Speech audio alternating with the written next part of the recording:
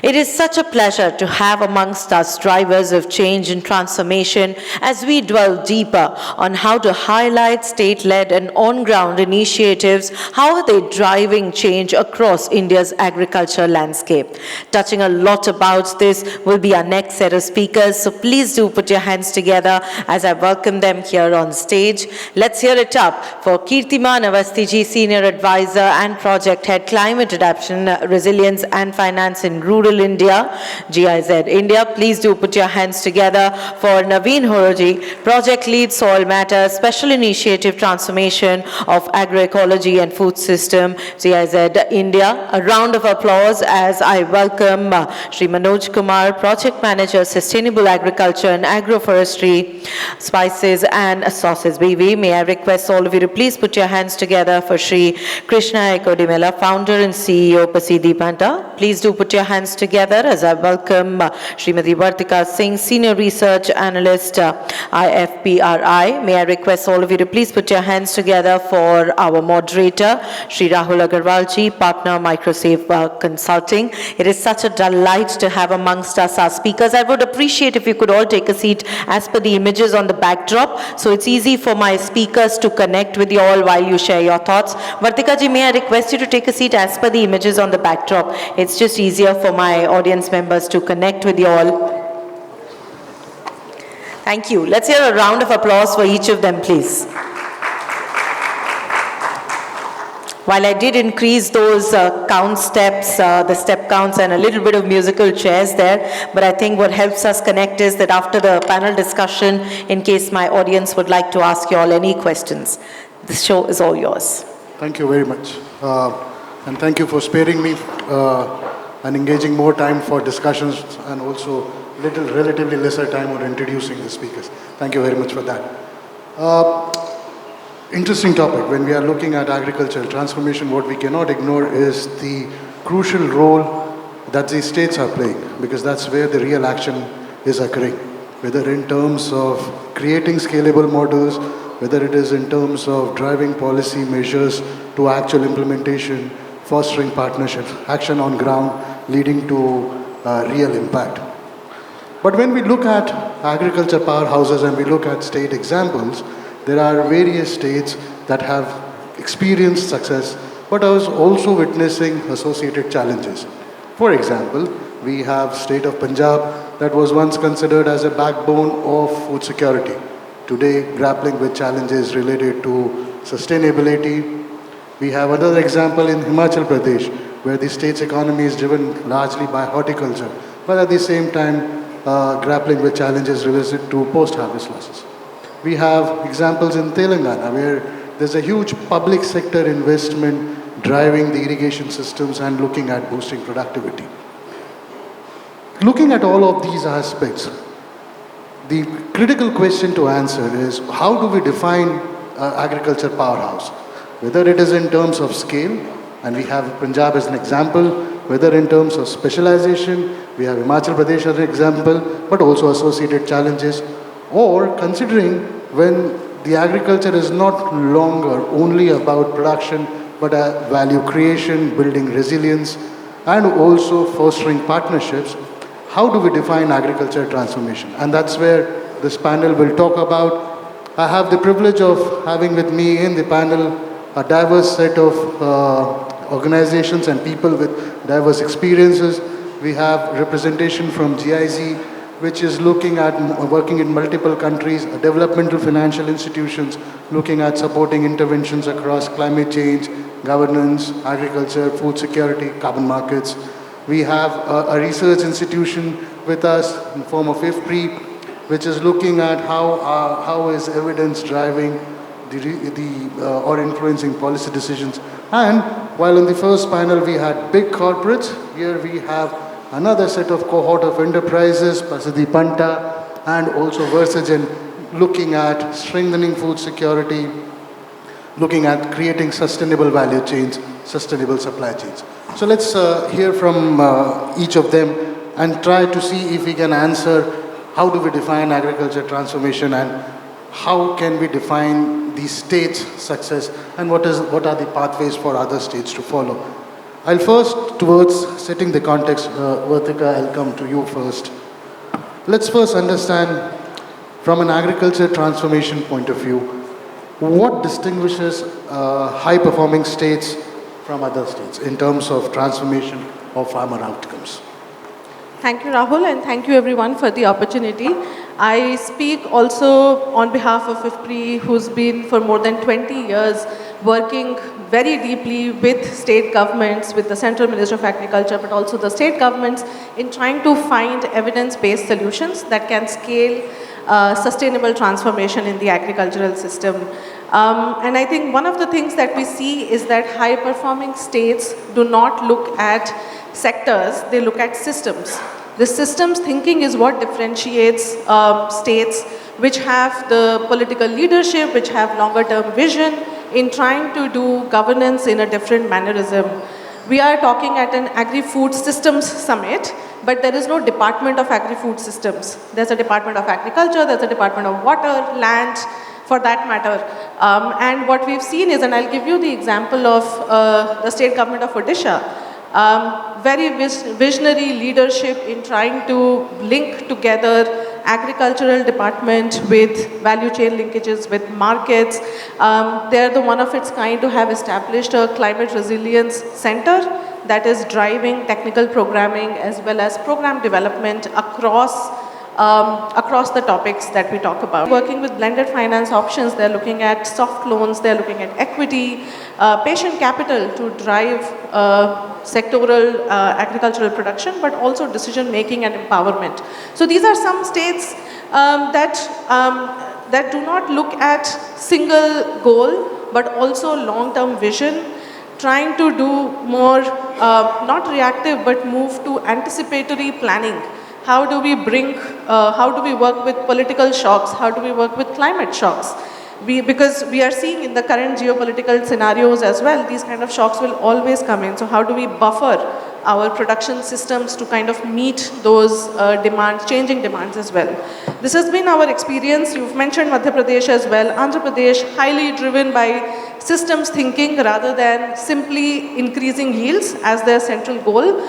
Punjab and Haryana, legacy producers of wheat, greater than 50% procurement of wheat driven by these states. But we see that more than 75% of their groundwater blocks are depleted, extremely depleted state, because the singular focus, which worked 40 years ago, does not work now. So from our perspective, this is what drives the success of several states, and we can also hear from other panelists on the same. Thank you. Thank you, Vartika. Key takeaways driven by visionary leadership, systems thinking, and anticipatory planning to adapt and mitigate to various shocks. And one of the shock, which is the vulnerability that is induced by climate change, and that's where we have adaptation and mitigation strategies. Coming to you, sir, what are some of the most critical enablers that help translate climate adaptation strategies into scalable on-ground agriculture transformation? Thank you so much. At the outset, we are delighted to be part of this summit, joining hands with Global Sustainability Alliance on behalf of German Cooperation, which is being implemented by GIZ in India. I'm coming from the climate background, and if we talk about sustainable agriculture transformation,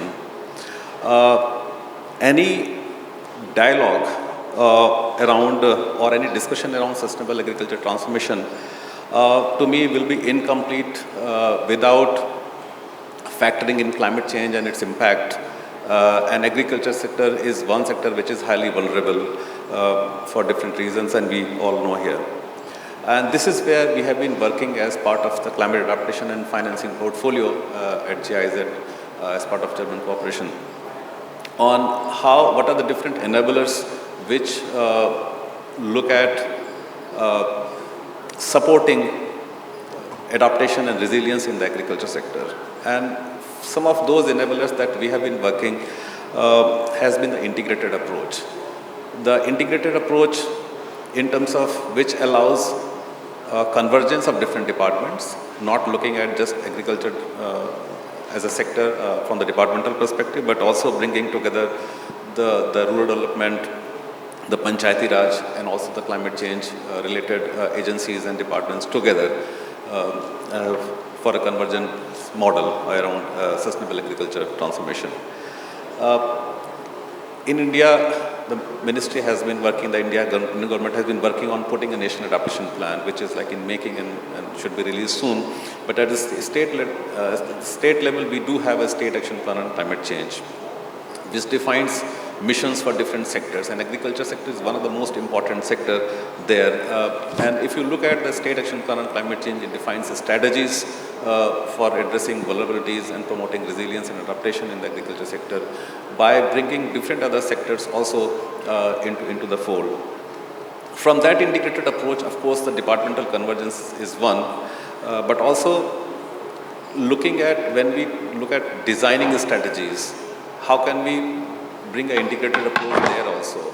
The nature-based solutions actually provide that opportunity to bring, like tree-centric agriculture system, watershed restoration, wetlands together to promote resilience and sustainable transformation in agriculture sector through water security, soil improvement, etc.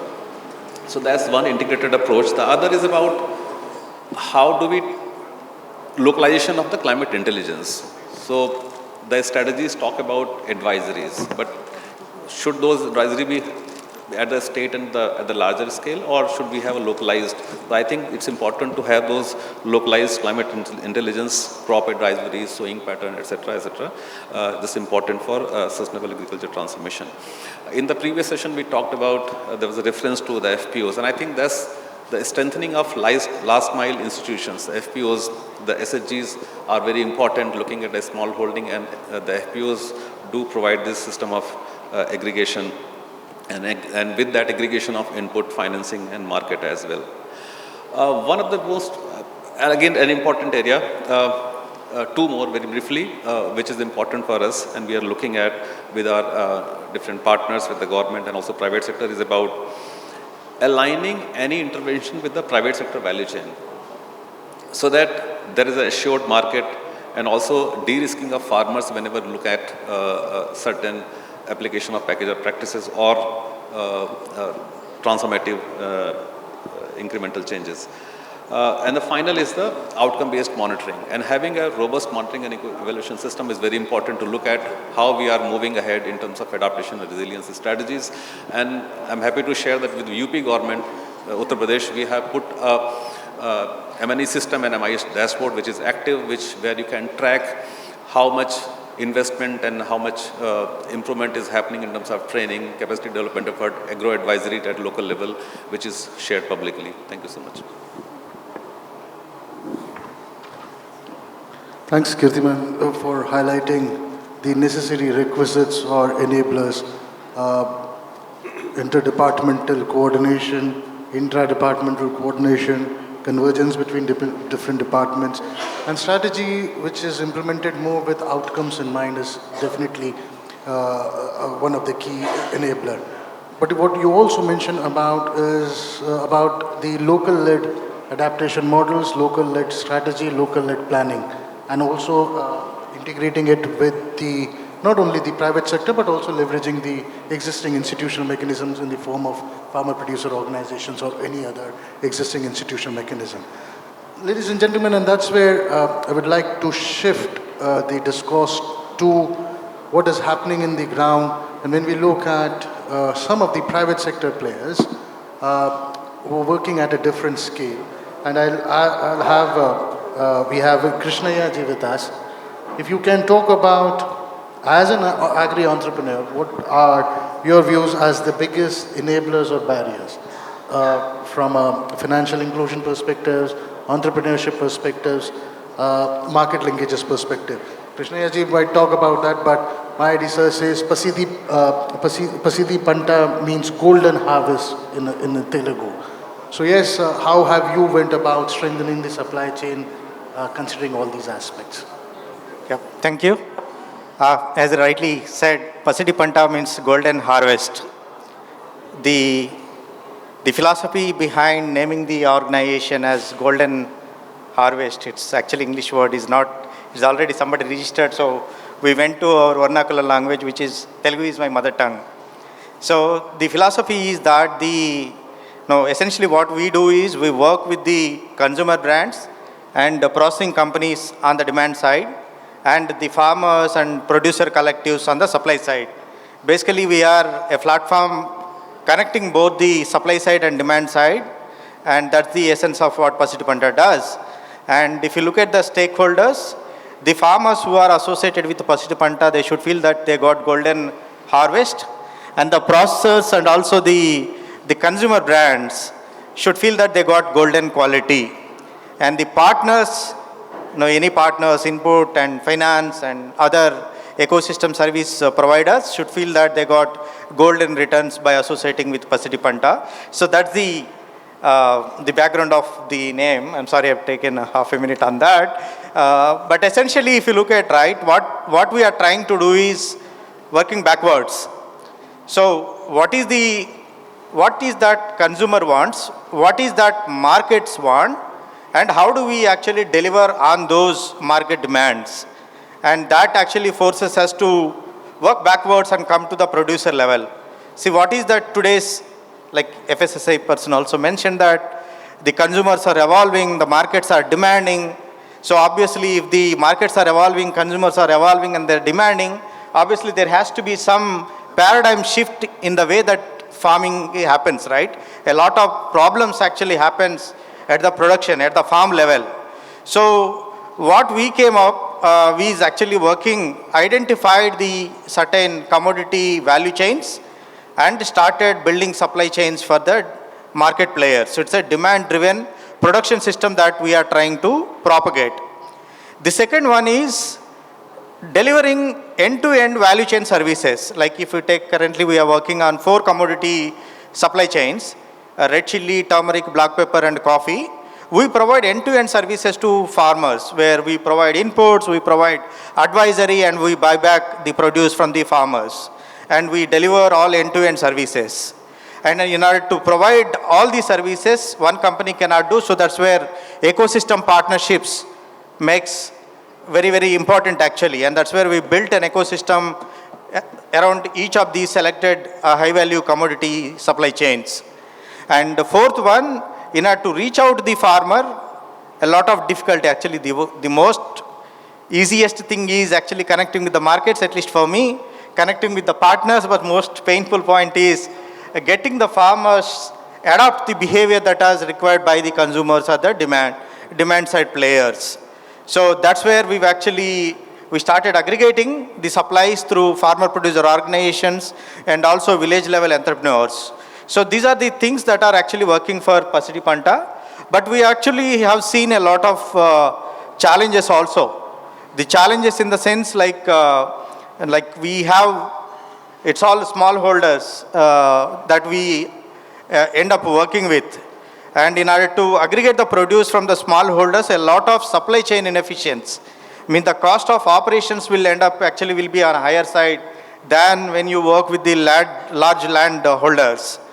And the second one and very important one is actually we are working in IPM value chain, we call it as actually. IPM means food safe compliant output production system. It's called integrated pest management system, which is a middle path between chemical intensive and zero chemical or organic. So the middle path that we have taken actually. And in order to get that transition from chemical intensive to this, a lot of risks that the farmer has to go through. Every farmer who we ask them to shift towards a middle path, obviously the first question comes is, if I am giving the inputs, be it crop nutrients or crop protection products, my yield will be at X. If I reduce these chemical inputs and transition towards the middle path, my yield might drop. Will you be able to compensate for the yield loss? So there is a differential or a premium pricing which the farmer asks actually. And also there are chances that when there is a pest and disease outbreak, like for example in chili value chain, like 3 years back there was an invasive pest like black thrips, which has created a havoc in chili value chain. So when such kind of invasive pest comes, then obviously farmer shift back to the old chemical intensive farming methods. So that's where finding the right crop protocols and addressing the farmer concern related to improving the crop productivity, achieving the lesser cost of production, and getting a better price relation is going to be a big task actually for anyone who is working with the farmer. So these are some of the things, but what we found was there are players who are willing to support when you are doing a genuine work, trying to address the concerns of farmer, trying to address the concerns related to the private sector. And that's where I'm happy to say that I'm actually working with two of the partners here. So GIZ is actively supporting Pasidi Panta to do a transition program towards climate smart agriculture in red chili value chain. And we also work with Verstigen, which is a global spice company. So that's the ecosystem that we build. Through the partnerships, try to deliver on the expectations of the farmers. Basically, how do you improve the productivity? How do you reduce the cost of production? How do you increase the price premium that farmer can realize? And for the output side, delivering the consistent quality, food safe compliant, fully traceable produce to the global companies. That is in essence what we do.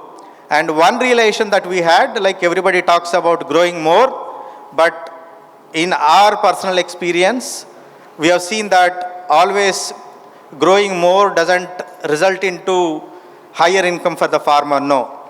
Because last year we have seen there was a bumper chili production and the prices crashed by almost like 45 to 50% because when there is a bumper crop.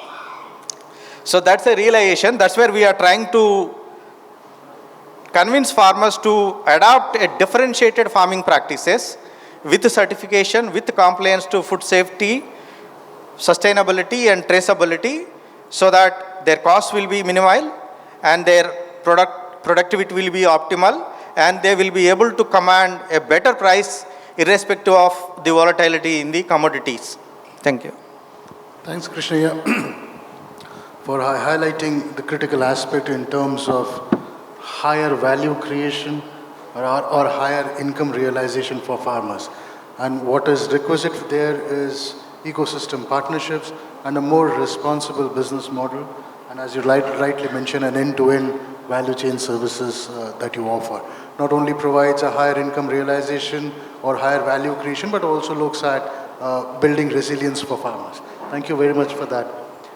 Coming on to Manoj, Versagen is doing responsible sourcing, whether herbs, spices, through multiple states.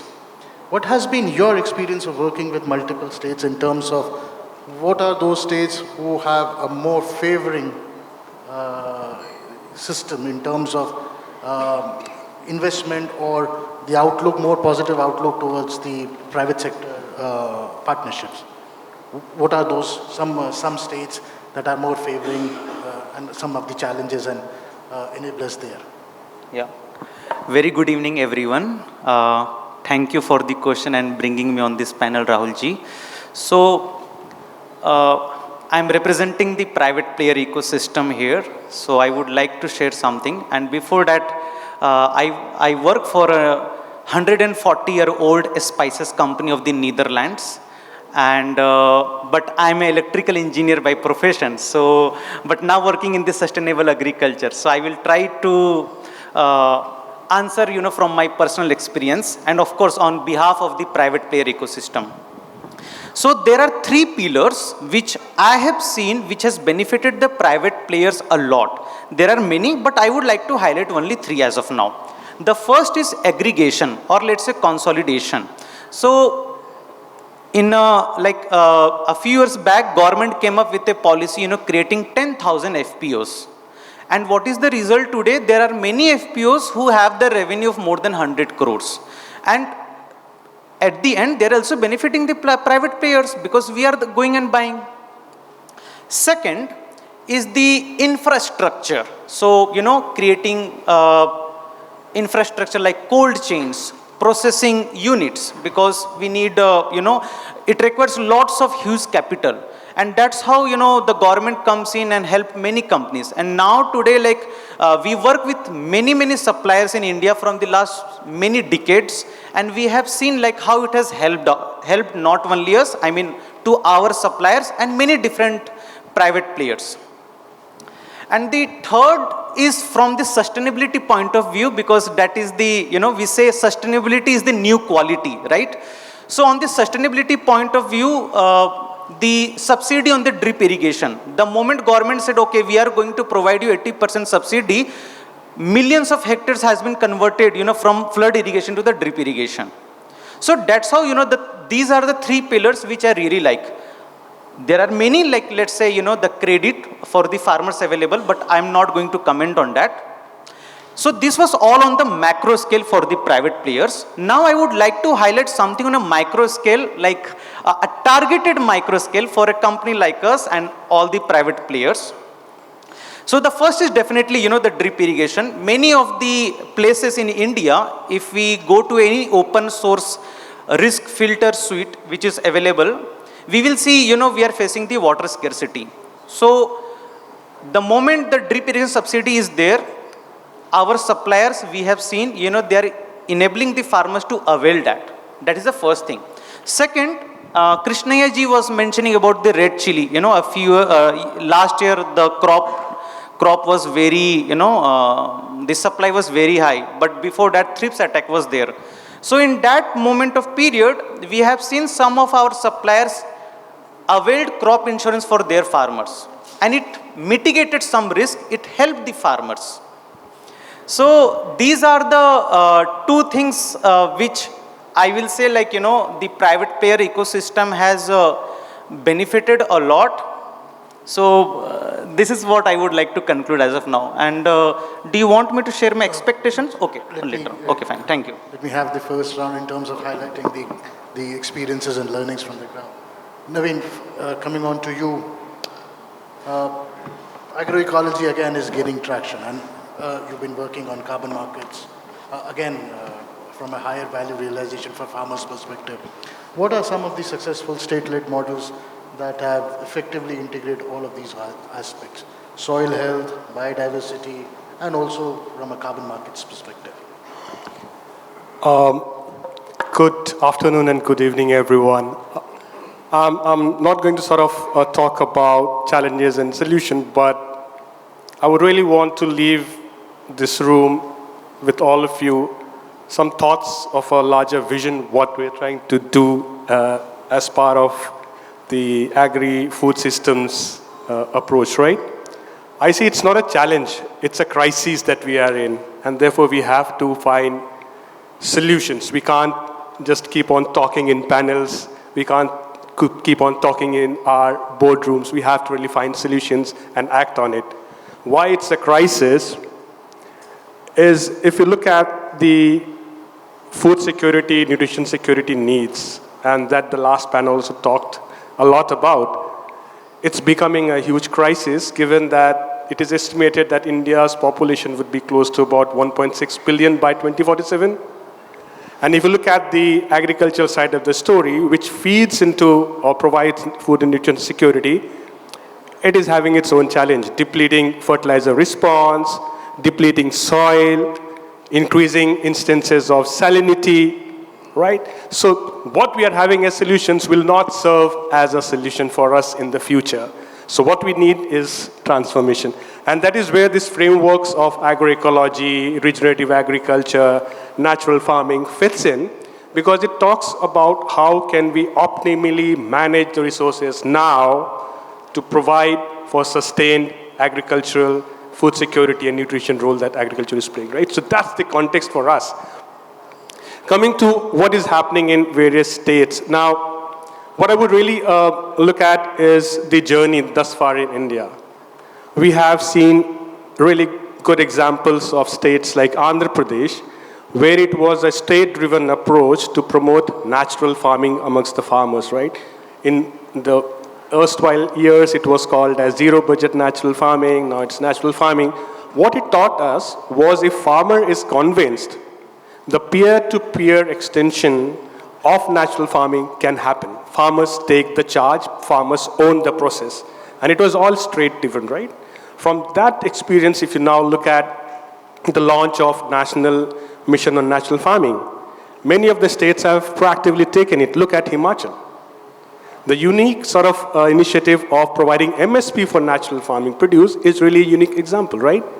If you look at one of the districts in Chhattisgarh, Dantewada district, it was farmers and the community which led this process that this entire district is now organic certified, right? So there are a lot of these really great examples which are run by state initiatives, facilitated by the national initiatives, owned by the communities. Now what we really need is to look at it as an integrated model which can then be scaled.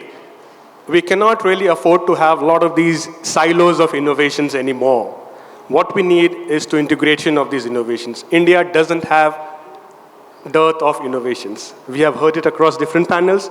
If I ask this room, each one of you can come up with really innovative ideas that you have implemented in a few clusters, in a district. What we need is to bring these innovations at the integrated landscape levels. Why landscapes is because we have to really understand that agriculture, soil, food systems alone is really an intricate sort of relationship between climate, livelihoods, ecology, soil, everything, right? So it has to be a systems approach, as we have talked about, but it has to be an integrated one that gives economies of scale for all the players to come in, including the private sector, financiers, and everyone. Last one, to close this round, why are we really talking about climate or carbon finance as such, right?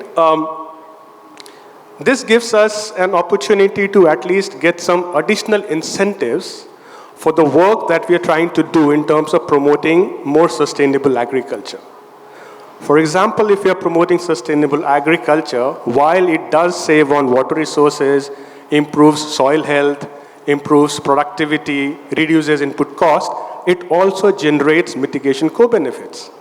Can we convert or monetize these mitigation co-benefits by tapping into this available carbon or climate finance, carbon finance primarily, carbon markets as a resource, which provides even an additional incentive to the farmer, right? So that could not be the only incentive, as I was saying, but an additional incentive to the farmer, which incentivizes, encourages the farmer to move from conventional way to more sustainable way of doing agriculture. Thanks, Naveen. And I'll close this first round taking cue from what you've said. There's no dearth of partnership, and you mentioned finance. Bina paise ke kuch nahi hoga. And that's where now we are drawing out to the next round, and which is, I would request in the interest of time, 1 or 2 minutes for each of my co-panelists. Coming with you, Kirtiman first, finance. How can states better leverage climate finance, institutional partnerships? And what Naveen mentioned, no dearth of innovation, it needs to be integrated, it needs to be inclusive. So how do we leverage climate finance in a better manner? Thank you. I think in the interest of time, let me be very brief. So finance, the reference to finance also came in the previous session. And this is where we have been looking at how do we mobilize commercial finance for the agriculture sector. When we look at commercial finance, and I think Mr. Sridhar also talked about making a business case from agriculture. And how do we do that? And these are the things that we have been looking at in terms of mobilizing commercial finance. And this is where also the carbon finance becomes a supporting actor, a supporting instrument in the entire framework. So before we look at sustainability and the market access, I think it should also make sense for the farmers, that it enhances or supports income enhancement for the farmers. And that is where the income linked adaptation. And there are established cases about how different initiatives have supported income enhancement, and how can we piggyback on those initiatives which are publicly supported from the government financing or through grant support or philanthropic support from different organizations. And so that's a kind of a catalytic funding support, and based on that, how do you build by bringing certain technologies which improves yield, promotes value addition, and provides market access, something like what Mr. Krishniya was talking about, having a a market in EU region or Netherlands for sustainably produced chili, which then you work with farmers and then have sensitized farmers to adopt to practices which will cater to a specific market through enhanced income. And then promote, and this gives confidence to the lenders to provide commercial financing. But then how does it reach there to that level? I think then the strengthening of last mile delivery also becomes important. The MFIs and BFCs play an important role there. One interesting aspect that we have been also looking at the startup engagement. We have been engaging with Agri startups through startup incubators on climate smart technologies in agriculture sector and mobilizing commercial financing around that one.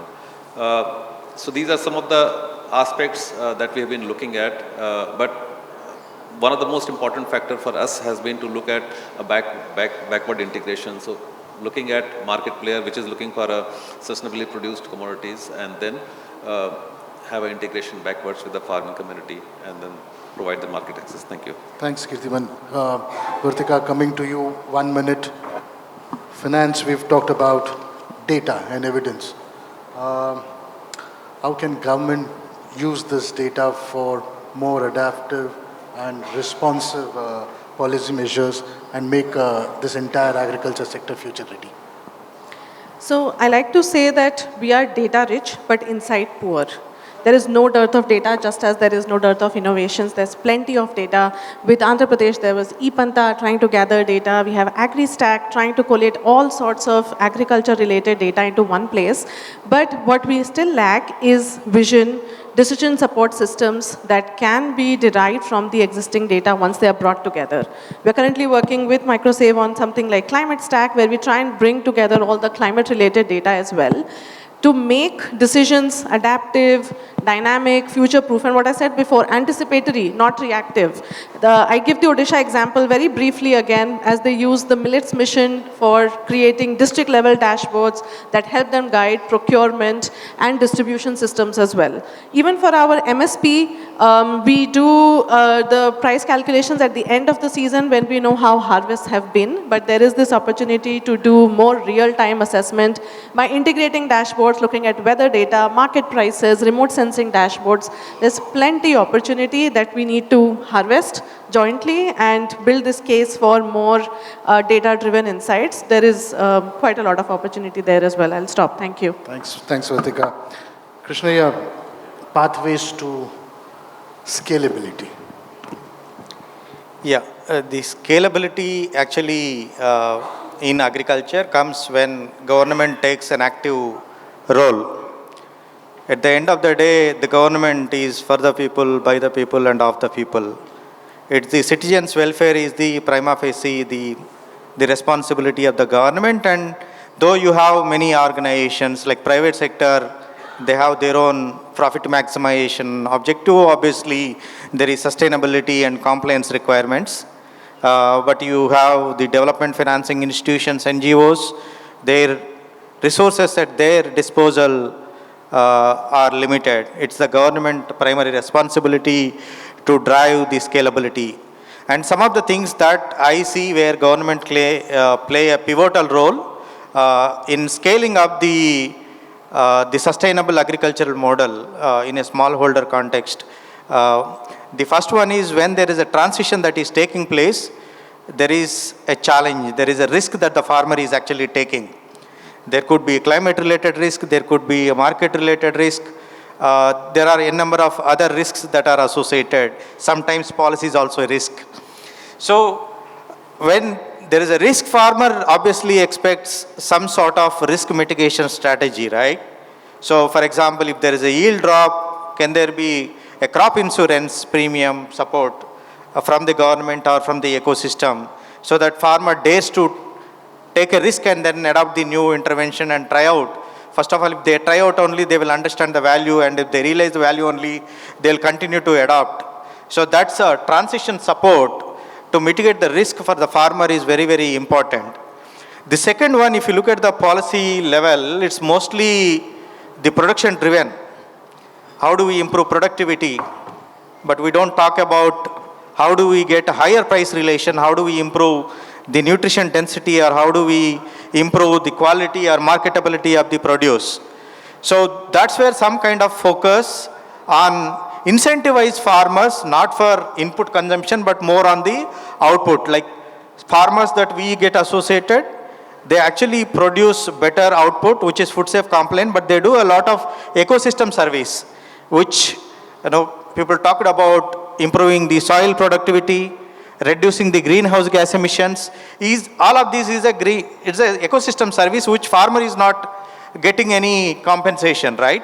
If there could be a policy decision which will incentivize farmers based on the output rather than the input consumption, that will actually help. And for early stage companies like Pasiti Panta, or even for that matter, APOs also, what is important today is, if I want to support more farmers, output is the main thing actually. When you provide market linkage, the credibility, the trust with the farmers will improve, and then they will listen to whatever you say for the transition. So that's very important. And market linkage in agriculture on the output side is a factor of the working capital that you hold with you, right? And generally the credit availability with the mainstream banks is big challenging actually. So that's where if there is a credit guarantee fund which can be made available to the early stage companies which are working in agroecology farming systems, that can actually help scale the practices. Thanks, Krishna. Manoj, coming on to you again, 1 minute. Pathways to sustainability of supply chain. Yeah. So government thinks about the farmers' welfare, but we as a private ecosystem, we work on a very tight budget. So there are three things which we would like to expect in future. One is the convergence of multiple partners. Let's say the Quality Council of India, APEDA, a Spices Board, then FSSAI, so that the quality of all the produce of our country reach, it surpasses the existing limits. So that is the first thing. Second thing is, the universities has the scientific temperament while the farmers have the practical aspects. So we really need to conduct many pilots to cope up with the climate change, mitigation as part of that. And the third thing is, one of the panel member in the last, discussion, he mentioned about the investment over on the subsidy. I would like to add the reward on the soil organic carbon. If the soil organic carbon over the year is increasing, I think farmers should be rewarded. If this kind of scheme comes from the government side, private players will be benefited because our supply chain will be secured. Thanks. And just I will take 15 more seconds. There are three pillars: the market, landscape, and finance. As a company, we are the market, and we look for some, support from other partners. So let's say the GIZ and then the grassroots organization. So I think whatever the policies are coming up, if it is focused on these three aspects, the three pillars, I think everyone is going to get benefited. Thank you. Thanks, Manoj. Naveen, finally to you again. Apologies, paucity of time. Pathways for large-scale adoption of various practices, whether agriculture practices, technology, any or financing mechanism, large-scale adoption, pathways. 1 minute, 3 points. First thing first, we haven't been able to demonstrate that agroecology or sustainable agriculture could have economies of scale, right? Can we set up something like special agroecological zones where you integrate finances, integrate technologies, integrate other aspects? That's one.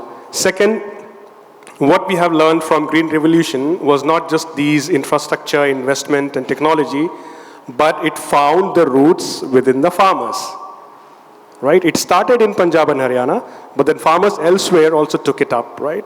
So if we have to go for transformation, it has to be farmer-centric. What's in there for the farmer?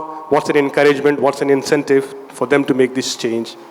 Third thing, when we were looking at this landscape investment plans, 50% of the resources is already available in the existing public programs. Other 50% has to be mobilized through grants, through debts, through carbon finance, climate finance and others. So it's doable, that's what I'm trying to say. Thanks, Naveen. Do we have questions? We do not have. Thank you very much, the audience, for patient hearing. I hope we were able to do justice to your expectations. Thank you very much to all my co-panelists, and thank you, Didi.